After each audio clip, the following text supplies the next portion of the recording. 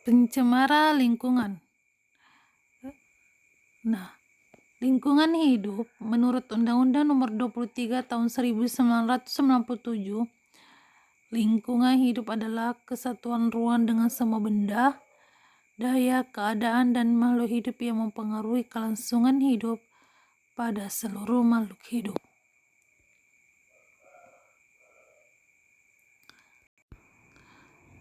Apa itu pencemaran?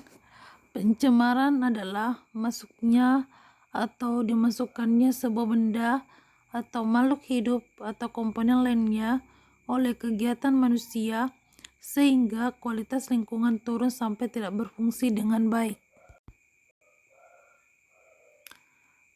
Nah, zat yang mencemari lingkungan disebut sebagai polutan, di mana semua yang menimbulkan efek penurunan kualitas suatu lingkungan sehingga tidak dapat berfungsi sesuai dengan peruntukannya. Sehingga apabila lingkungan dikatakan tercemar jika kadar suatu polutan dalam benda atau lingkungan tersebut melebihi ambang batas.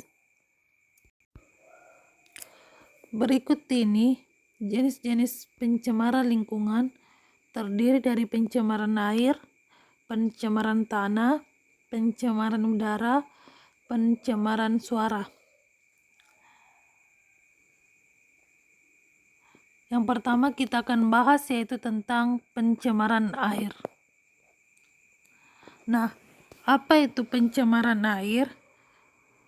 Pencemaran air adalah masuknya makhluk hidup atau zat lain ke dalam air yang menyebabkan kualitas air menurun ke tingkat tertentu sehingga tidak dapat berfungsi sesuai peruntukannya. Nah, uji pencemaran air dapat dilakukan dengan 3 parameter. Pertama, parameter fisik meliputi kandungan partikel padat, zat padat terlarut, tingkat kekeruhan air.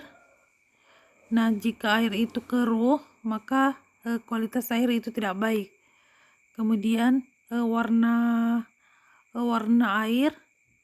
Nah, jika air itu berwarna, maka kualitas air tidak baik. Jika air mengeluarkan bau atau aroma tidak sedap, maka kualitas air juga tidak baik. Kemudian suhunya dan pH air.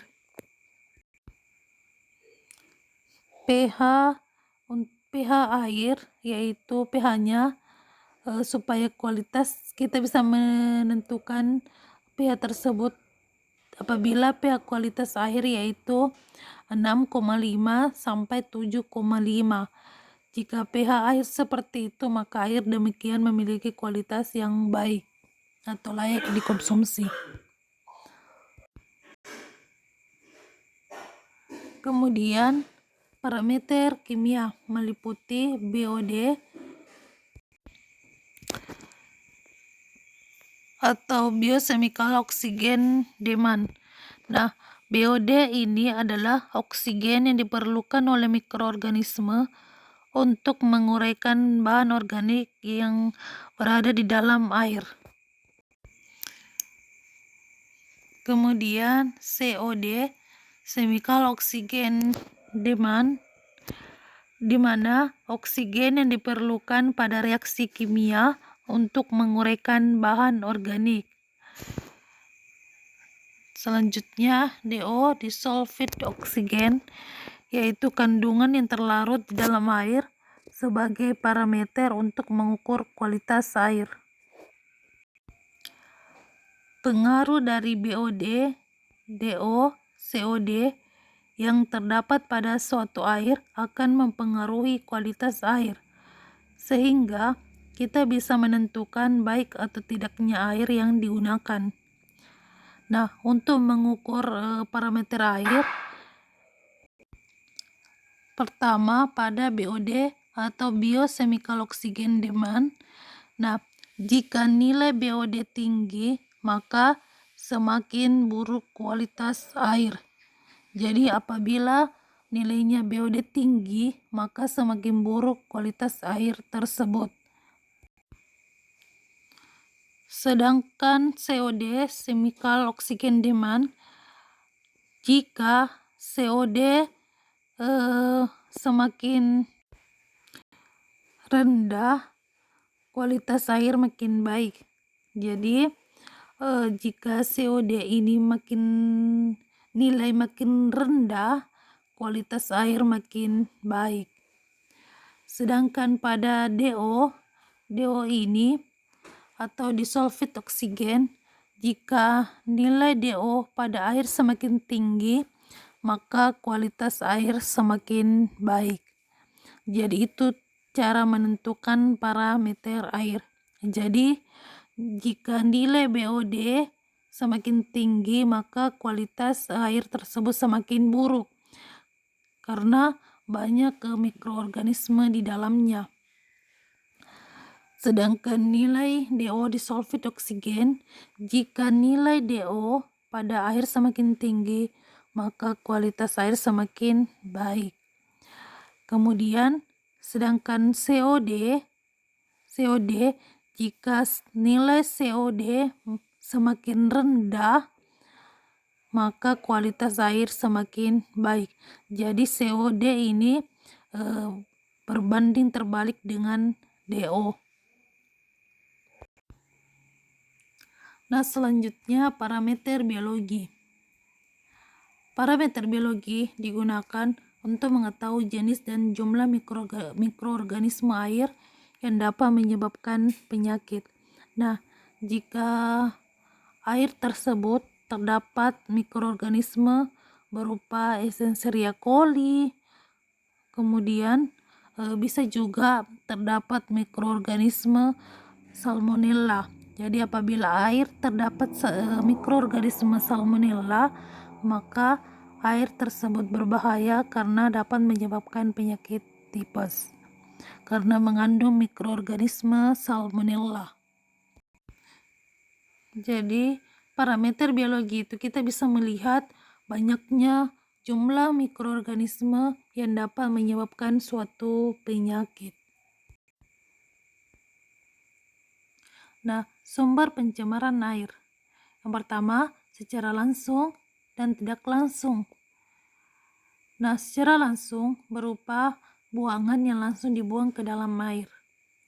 Contohnya adalah air sungai, saluran air, selokan, laut, dan danau. Kemudian, secara tidak langsung merupakan kontaminan yang masuk melalui air tanah akibat pencemaran air permukaan oleh limbah industri atau domestik. Nah, adapun sumber pencemaran tidak langsung dibagi menjadi limbah domestik atau limbah rumah tangga. Limbah domestik atau limbah rumah tangga terdiri dari limbah organik dan limbah anorganik. Limbah organik di sini contohnya pada sisa bahan makanan, pada tinja, kemudian limbah deterjen. Sedangkan limbah anorganik contohnya pada sampah plastik, kertas, kaca, dan lain-lain. Kemudian yang kedua, limbah industri. Limbah industri ini merupakan limbah yang berasal dari kegiatan industri. Contohnya merkuri, timbal, tembaga, krom, dan nikel. Nah, zat-zat tersebut dapat merusak organ tubuh manusia. Bahkan beberapa di antaranya merupakan penyebab penyakit kanker. Kemudian ketiga, limbah pertanian. Limbah pertanian yang dimaksud di sini adalah limbah yang dihasilkan saat mengolah lahan pertanian. Misalnya penggunaan pupuk pestisida, kemudian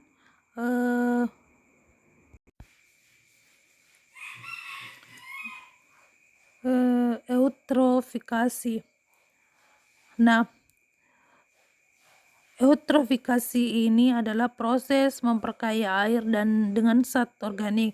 Jadi, penimbunan zat organik ini terjadi akibat dari tingginya jumlah fosfat hasil pembusukan dan akumulasi pupuk pertanian di dalam air.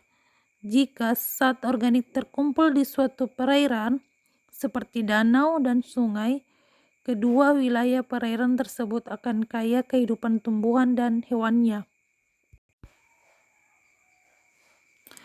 Akibatnya, terjadi proses blooming alga. Nah, apa itu blooming alga? Blooming alga di sini adalah pertumbuhan alga yang cepat akibat eutrofikasi.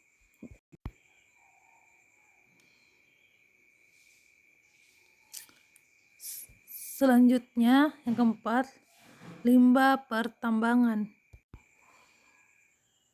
Nah, limbah pertambangan ini misalnya pada pertambangan batu bara dapat menghasilkan bahan pencemar berupa asam sulfat maupun senyawa besi. Selain daripada itu, tambang emas yang menggunakan merkuri. Nah, merkuri ini yang masuk ke badan air akan terakumulasi pada hewan-hewan air, misalnya pada ikan. Jika manusia memakan ikan tersebut, manusia akan mengalami keracunan. Nah, itulah tadi tentang pencemaran air. Untuk materi selanjutnya, kita akan membahas tentang pencemaran tanah.